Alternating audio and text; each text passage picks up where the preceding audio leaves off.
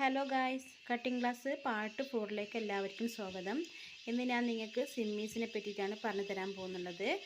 അതിന് ഇത് first not ചെയ്തോളൂ.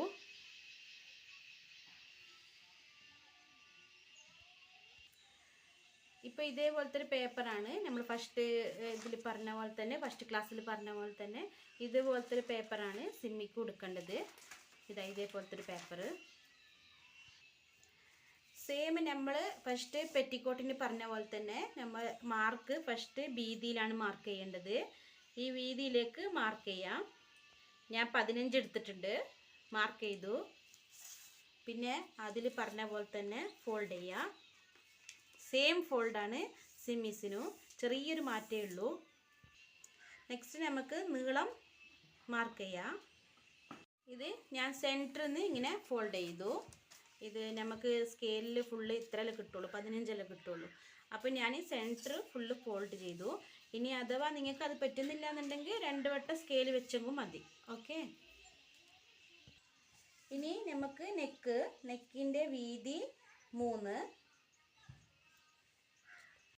ഇപ്പം ഞാൻ ഈ കഴിഞ്ഞ വീഡിയോയിൽ നിങ്ങൾക്ക് പറഞ്ഞു തന്നതുപോലെ തന്നെ മാർക്ക് ചെയ്യുക. നെക്കും കൈയും ഇത് രണ്ടും മാർക്ക് ചെയ്യുക. കഴിഞ്ഞ വീഡിയോയിൽ ഞാൻ ഇങ്ങോട്ട് പറഞ്ഞു തന്നിട്ടുണ്ട് എങ്ങനെയാണ് മാർക്ക് ചെയ്യേണ്ടതെന്ന്. അതുപോലെ മാർക്ക് ചെയ്യുക. ഇനി നെക്സ്റ്റ് ഈടുന്ന് ഇങ്ങോട്ടുള്ളത് ചെറിയൊരു മാറ്റമുണ്ട്, അതുകൊണ്ടാണ് ഞാൻ മാർക്ക് ചെയ്യാത്തത്. ഇപ്പോൾ നമ്മൾ എന്ത് ചെയ്യാന്ന് പറഞ്ഞാൽ, ഇപ്പം നമ്മൾ ചെസ്റ്റ് എടുത്തു കഴിഞ്ഞല്ലോ, ഈ ചെസ്റ്റിൻ്റെ ഈ അവസാന പോയിന്റിൽ നിന്ന് നേരെ ഡയറക്റ്റ് എൻഡിലേക്ക് ഒരു സ്ട്രൈറ്റ് ലൈന് ഇടുക. സ്ട്രൈറ്റ് ലൈന് ഇടുക. എന്നിട്ട് ഇതിന് ഷേപ്പ് കൊടുക്കുക, ചെറിയൊരു ഷേപ്പ് കൊടുക്കുക.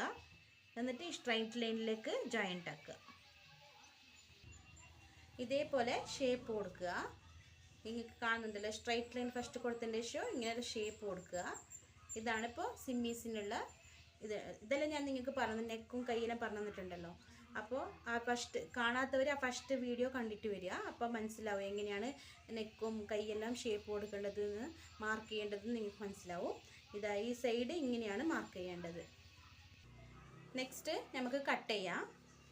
റൗണ്ട് ഷേപ്പ് ഫസ്റ്റ് കട്ട് ചെയ്യണം. പിന്നെ കൈ കട്ട് ചെയ്യണം.